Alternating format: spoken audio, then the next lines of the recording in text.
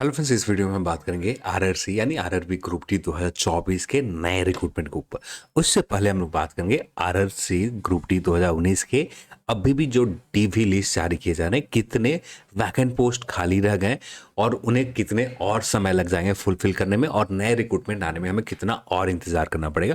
सारी चीज़ें आपको इस वीडियो के आखिर तक क्लियर समझ में आ जाएंगे, हमें कितना और इंतजार करने पड़ेंगे ग्रुप डी 2024 के नए रिक्रूटमेंट को लेकर। चैनल पर आप नए हैं, चैनल को सब्सक्राइब कर लें और इस वीडियो को आप अपने दोस्तों के साथ शेयर करें। जैसे आप सभी लोग जानते हैं कि जितने भी 2019 के ग्रुप डी अभी भी प्रोसेस चल रहा है। पहले फेजेस में जितने लोगों ने ज्वाइन किया, जितने लोगों के डॉक्यूमेंट वेरिफिकेशन आए, वो लोग तो ज्वाइन हो गए, यानी जितनी वैकेंट पोस्ट उनमें से बहुत सारे लोगों ने कुछ लोग डॉक्यूमेंट वेरिफिकेशन में नहीं गए, तो उसके बाद अगले डॉक्यूमेंट वेरिफिकेशन के लिस्ट लाने पड़े।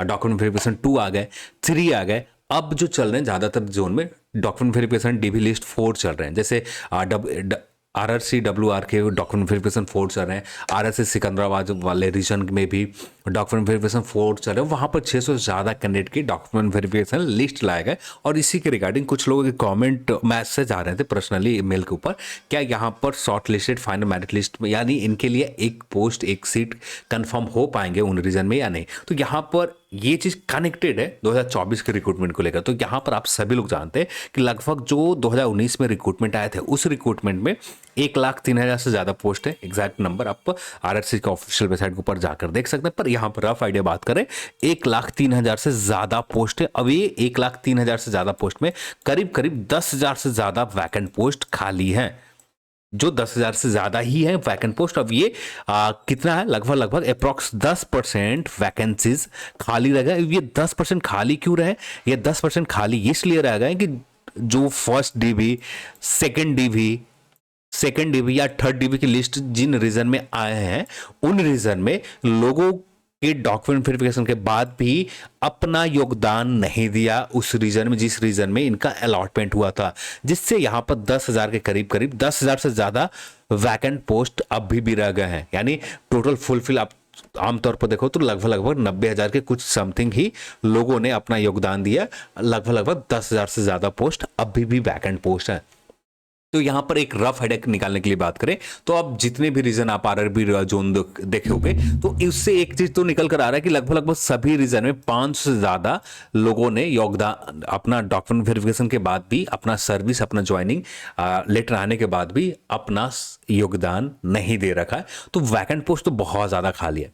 अब ये जो आपसे भी कमेंट आ रहे हैं कि मैसेज आ रहे हैं कि यहाँ पर ज्वाइन, जैसे सिकंदराबाद वाले रीजन के 2-3 कैंडिडेट के मैसेज थे कि यहाँ पर मेरे इस लिस्ट में नाम तो आए हैं, अब यहाँ पर फाइनल अलॉटमेंट यानी फाइनल तौर पर यहाँ पर ये अपने लिए एक पोस्ट सिक्योर कर पाएंगे या नहीं। तो ज़्यादातर आप उम्मीद करो कि आप अपने लिए एक पोस्ट सिक्योर कर लोगे। और यहाँ पर इसके ऊपर डिटेल में बात करने होगी कि इससे पिछले डीवी में कितने कैंडिडेट कॉल किए गए और टोटल अभी तक आपके रीजन में कितने लोगों ने योगदान दे रखा और कितने प्रेजेंट टाइम में वैकेंट पोस्ट खाली है। एक रफ आइडिया के लिए आप 500 से ज्यादा खाली है।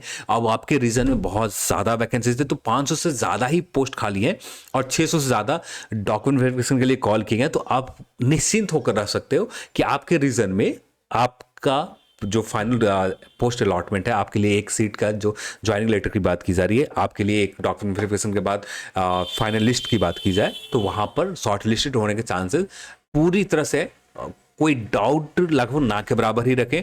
और किस तरह से यहाँ पर कॉल आउट किए जा रहे हैं, जो चीज़ें मुझे अब भी आप सभी लोग जानते हैं, लगातार इन आरएससी ग्रुप डी 2019 के ऊपर, क्योंकि आपके लिए इंपॉर्टेंट है। आप इस आंकड़े को, डेटा को आप एनालाइज कर रहे हो, तो आप, इसलिए मैं ग्रुप डी 2019 को लेकर अब वीडियोज नहीं बना रहा हूँ, क्योंकि इसके ऊपर बहुत ज़्यादा डेटा याद रखना होता है। तब जाकर पुराने वीडियोज़, पुराने डेटा नए डेटा को कंपेयर करने पड़ेंगे, अब जाकर क्या रहेंगी कट ऑफ, तो बहुत ज़्यादा लंबा काम हो जाता है। तो इसलिए मैं यहाँ पर ग्रुप डी 2019 को रिगार्डिंग चीज़ों को इग्नोर कर रहा हूँ कि कम से कम चीज़ों के ऊपर बात की जाए, नहीं तो बहुत ज़्यादा कन्फ्यूजन हो जाएंगे। तो यहाँ पर मैं सजेस्ट यही करूँगा कि आप अपने लेवल पर आप देखते रहो।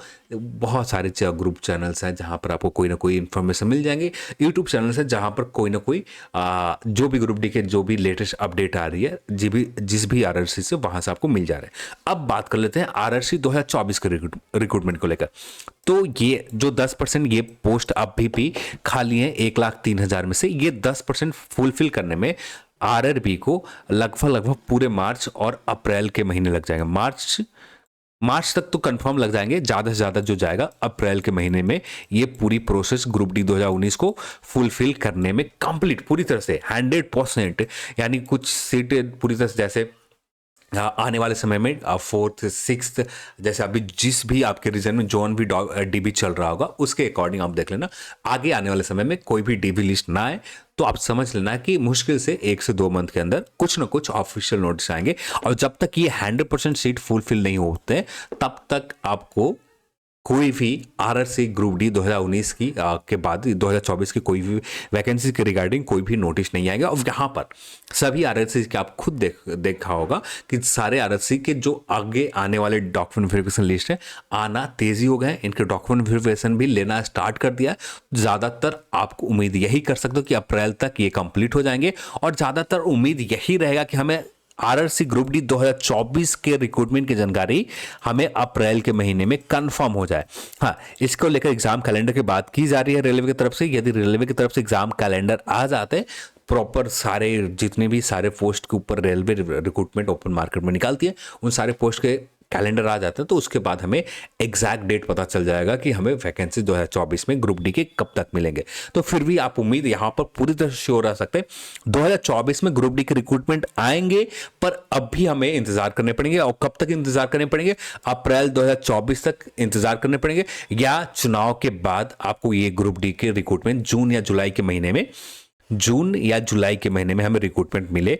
पर अभी के लिए इंतजार करने के अलावा हमारे पास कोई ऑप्शन नहीं रह जाता है।